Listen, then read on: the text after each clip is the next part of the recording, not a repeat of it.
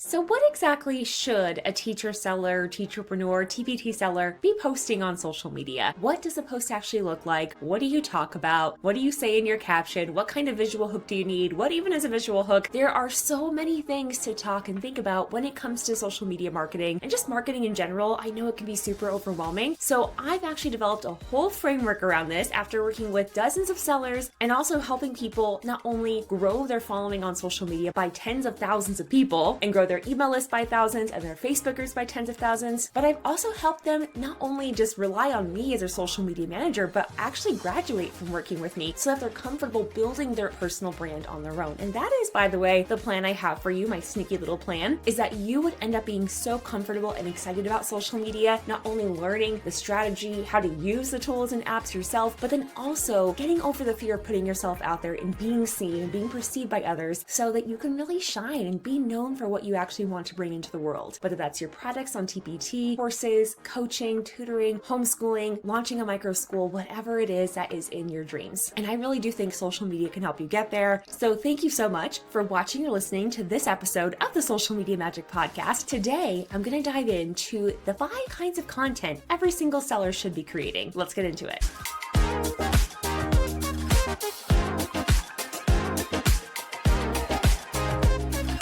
So what is it? What do we actually post on social media? I'm going to tell you. By the way, if you haven't already, you should definitely subscribe to my weekly Muse News newsletter because you can think about it like this. The podcast is for the overall heady strategy and marketing in general and how everything else in your content funnel web ecosystem works with your social media marketing. I even have a little playlist here on YouTube. You can see it if you subscribe or just go check out that playlist. And every single week, I do a little video clip of what's going on there. And in the newsletter, I share what's happening in real time with these platforms. I share what you need to know about these new features that are coming out and what has changed and all these other things that you need to know. And I know it is a full-time job keeping up with all this because I spend at least 2 hours a week making the best newsletter in marketing. That is my goal. That is my mission to make it. So you should definitely go subscribe. I'll be sure to put the link down in the description. If you haven't already joined us, go get on that. I also have some Facebook groups I'm going to draw some attention to in the description as well. And I have more than one now. I'm trying a strategy where I actually segment my audience based on what you need and what really calls out to you. So you can kind of see the strategy in action by going and trying it for yourself. It's something I've done on the B2C, business to consumer, business to customer, teacher travel side. It's also because I always want to keep the end user and customer in mind, which is something we always want to do with our content because even if they're not paying with their money, they're paying with their time, energy, and attention, right? So how can we make sure we make it the most valuable it can possibly be? And in my head, the most valuable thing would be ensuring that you're only ever getting content that's completely relevant to you. So if you sell on TPT, but not Etsy, I don't want you to hear about Etsy stuff. If you're only marketing on Facebook, then why am I going to talk about Instagram? Go check all that out in the description. Okay, so let's talk about the actual kinds of content you need. And this is going to be non-platform specific. So whether you are focusing on just Facebook groups, Instagram, TikTok, or maybe no social media at all and you're just on YouTube, I'm going to argue that the way the platforms are going, everything is more nebulous and connected now more than ever. So even if you are quote unquote just on YouTube, you need this too. And speaking of, the first kinds of content that you need is long form content. And I'm also going to put an asterisk here, die on the hill of long form video content. I am a blogger at heart. I know so many sellers are going to disagree with me on this and that they're going to push back on this and say they don't need to show their face. They don't want to put themselves out there. I'm telling you, in the age of AI and automation, the only way you can really stand out is by being more human than ever. And that means by putting yourself out there, by connecting with your customers, your viewers, your subscribers, your followers, whomever it is, and then by converting them as quickly as possible to a customer or a lead. They are the most quote unquote hot as a lead when they immediately follow you on Instagram or social media, when they subscribe to your YouTube channel, when they opt in to see your weekly live show, whatever it is. You do want to have your AI and automations all turned on so that you can make the most of that, but you need to have long form video content, and here's why. There's nothing better at helping someone really get to know who you are, what you believe, and what makes you different and how you're going to actually solve someone's problem than video content. I want you to take a second and I want you to think about the people whom you watch their YouTube channels, you listen to their podcasts. You can probably think of at least 3 off the top of your head. I'll give you a second. Go ahead and do it.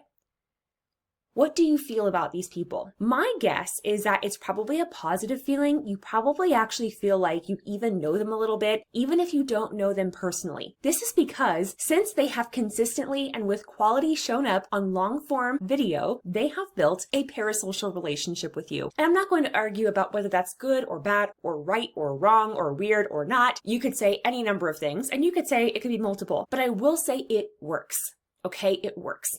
In my Facebook group for teachers who travel, I went live almost every week. I'll put an asterisk there and say almost every week. Maybe I missed a few, but I was consistent. And that group grew quickly. I'm going to say quote unquote because what does quickly mean now? But it grew quickly and it grew organically and it grew full of the right people, which is always the most important thing. Having a big audience doesn't really matter if it's not the right people. And oppositely, you can do amazing things with a small audience if it's a small audience full of only the right people. Anyway, that aside, having video content is so important. It's not even about the quality, it's about the emotion. Like if you're watching the video version of this, maybe you're watching on Spotify or YouTube, you're going to get my excitement and how much I believe in this. You're going to get my mannerisms. You're going to pick up on more. And even just from a logistical standpoint, if I have some kind of visual to show you quality wise, value wise, you are going to extract more value out of this content if it's video than if it's audio, right? That just makes sense. I'm also going to say it, podcasting is changing. It was already veering towards video in 2021. It's a new age. And I'm not saying there's no room for audio only content. There's definitely room for it. But I'm just saying if you want options, if you want choices, and if you are willing to be uncomfortable until you feel better about being on camera, I promise you it gets better and easier over time. You're going to be better off because on top of all of the benefits I just talked about, it also makes it so much easier for repurposing. I know many people, when it comes to content marketing, they'll talk about having a blog first and then using that to repurpose into social media posts and all that, and maybe even using that to record a YouTube video, which I'm all for, honestly. If you have a blog and now you want to add video, that's great. I support you. But why not just make it easier for yourself and start with video? I mean, you can record a video, plug it into Descript, pull the transcript, plug that into ChatGPT. There's your blog post. Take that same transcript, ask ChatGPT in the same chat because now it knows your voice. Give me 25 threads posts. Boom, done. Now give me 7 Facebook group posts for the next week. It gets to be easy now. And honestly, these non-human tools have made it easier than ever to execute. So you can't compete just on whether or not other people are going to be not doing it, not following through anymore. I hate to say it like compete because I really, in general, don't really view what we're doing as a competition, but just from a market perspective, there's only so many people who are focusing on 3rd grade math, only so many people focusing on 10th grade literature. You get it. So how are you going to stand out? If everyone around you is afraid to go on video still, who is going to get ahead? The ones that not only push through the fear of being on video, but the ones who do it and then get better and do it with excellence. When I look back at what's actually worked for me, when I look at what actually works for clients, I feel like I'm doing you a disservice by not being totally real with you. So long form content, ideally video in the form of a weekly YouTube channel, live stream. A live stream could be anywhere you want. YouTube, TikTok, Instagram, Facebook group. Although I would prefer YouTube because then you also get the discoverability features and then you can also repurpose it into short form video like YouTube Shorts, like Instagram Reels, like TikToks, etc. Long form video content, you don't need it to be weekly. That's why I said ideally weekly. If you can't do weekly, you want to start with your evergreen content. If you just got here or if you've been maybe kind of in and out with this, I have a course all about evergreening your content. It's partially a method for taking the content that you've maybe already created or that you're going to create and making it so you don't have to remake those posts again. Okay, I hope you hear me here. There are certain things that if you post it once, you do not have to recreate it again, especially if you've been posting or been in this game for a while. You know what performs well if you've been creating any kind of content at all. So why not go back, see what's already performed and repost it, reschedule it. I'm going to show you how to do that in this evergreen course. Now we're going to start with long form if we don't have that already, but the next phase is to make evergreen content. So that's the second kind of content you need. And the cool thing about this is if you are in a season of life, and now I also wanted to make a distinction, there is a difference between recognizing the limitations of the season you're in and letting fear be an excuse. Okay. So if you legitimately cannot get a quiet hour a week, I'm going to venture that almost anyone can get 1 quiet hour a week, but maybe you legitimately can't. You have a newborn and another kid under 2 and your baby's colicky and they're cluster feeding and you can't get more than an hour of quiet and you're maybe so exhausted, which by the way, you're never going to be less tired. And if you have enough energy to scroll, you have enough energy to record, okay? You don't have to be hyper engaging TV personality on video. Your personality, your true self will come through, okay? But if you can't do weekly content, either do an hour a week week and just get a bank of maybe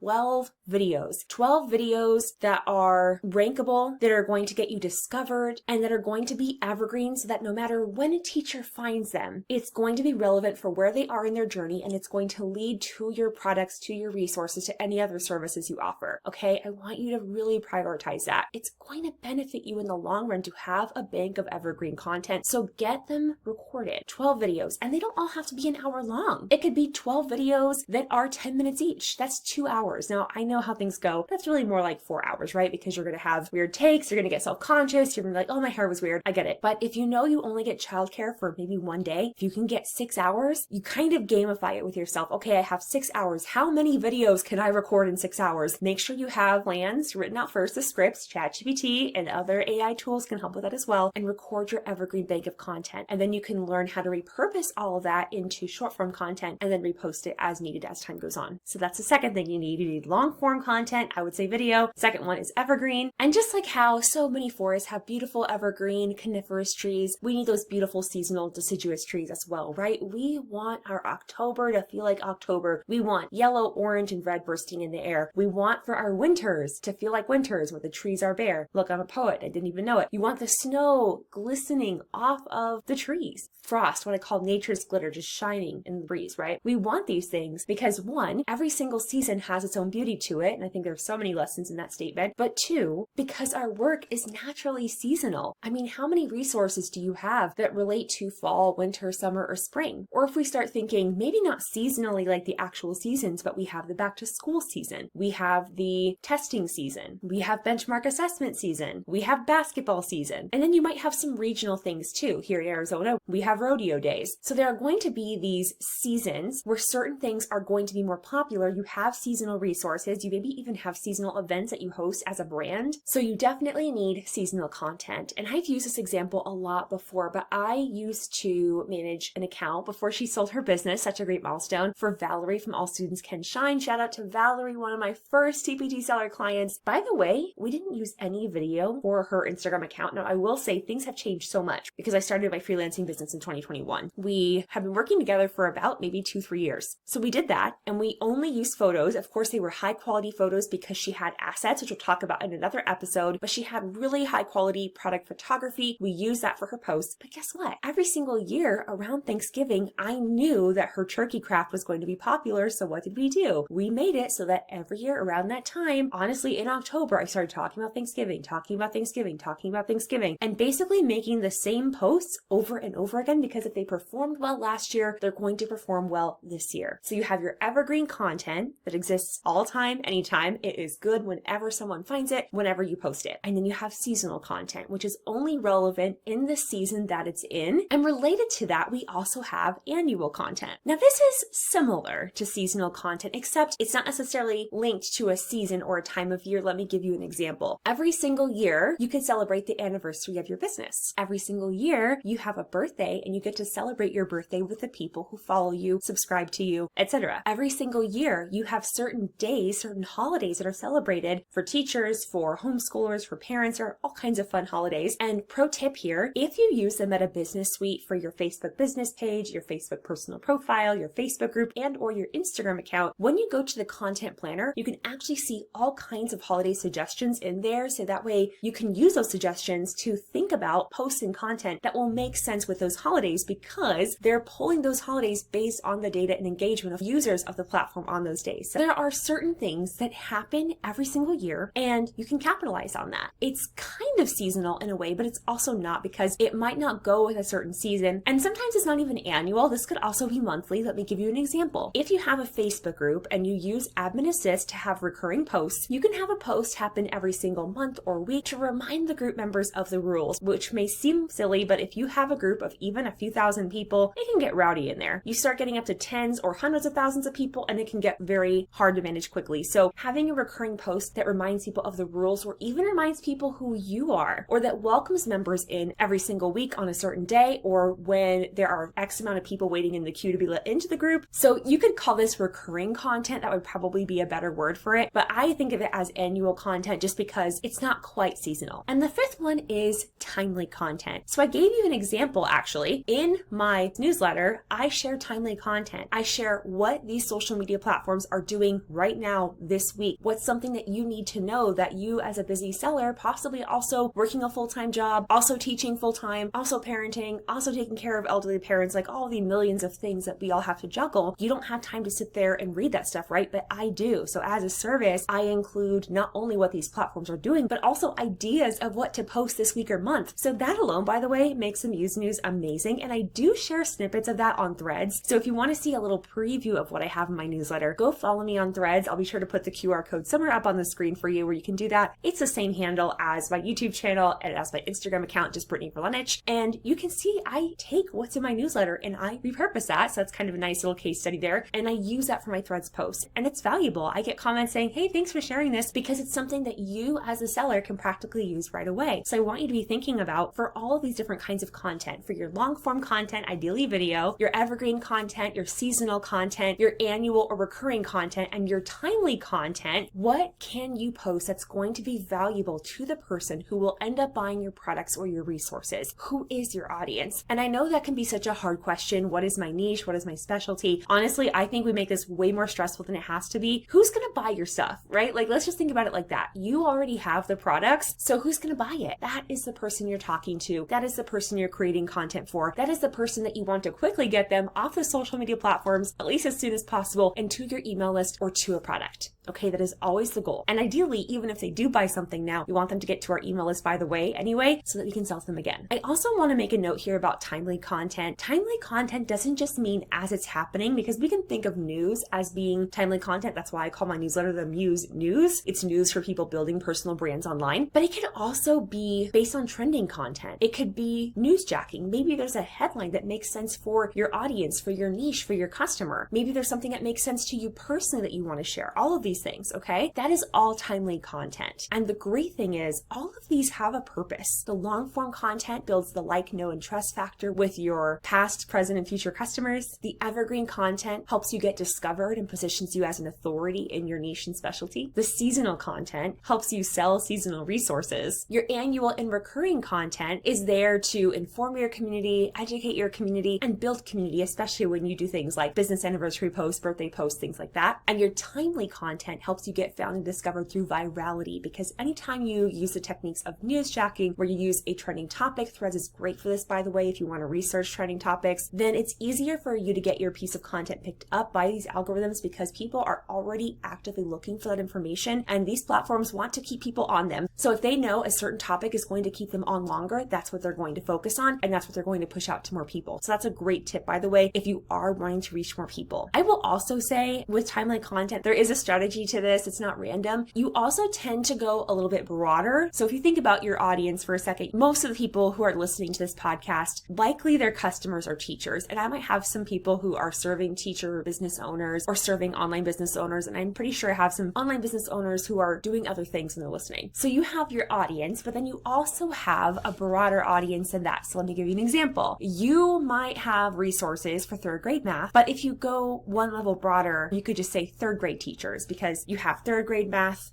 third grade, and then teachers. You have these different levels of niche. So if you make content that's maybe more relatable and maybe not super niche specific, but it's relatable to all teachers, that will increase your visibility, because now, even if I'm not focusing on third grade math right now, I might come across your content and be a teacher and send it to my other teacher friends because it's funny or relatable. And then you increase the likelihood that you'll get in front of other people, because as that post gets shared, then your content gets pushed out to more people, and then your other posts get pushed out, and so on and so on. So that is it. Those are the 5 types of content that you need to be creating. In my next episode, I'm going to be talking about the actual type of content. So these are the kinds, it's one classification as far as like the format, right? But there's another way to classify content that I think is going to be really helpful, as far as what do I actually record? What do I actually write in the caption? What do I actually put on the screen? And all of this is to help you answer the question, what do I actually post? That's going to get me results. I want to add that because because you can just post pretty quotes and you will have other seller friends like it because they want to support you. By the way, if you're getting a lot of engagement from other sellers and not from your core audience, that is usually a clue that you need to fix something. We'll get into more about that on the next episode. If you're not already, go ahead and follow the podcast wherever you're watching or listening. Subscribe on YouTube, follow if you're watching on Spotify. If you haven't already, I would so appreciate it if you would leave a review for the podcast. It would mean the world to me. 5 stars if you feel I've earned it on Spotify, a full review with your kind words on Apple Podcasts. And if you're watching or listening on YouTube and you want more content like this, I'm also releasing more tutorial style and general social media strategy, and then also platform specific videos right here on YouTube. So you can go ahead and give me a like button if you like this episode and subscribe so that you see that content as it comes out. Thank you so much for being here and for watching or listening to this episode of the Social Media Magic Podcast. My name is Brittany Verlenich. You can find and follow me everywhere at my name, just as you're seeing it right here in the YouTube channel where you're watching right now. Bye for now.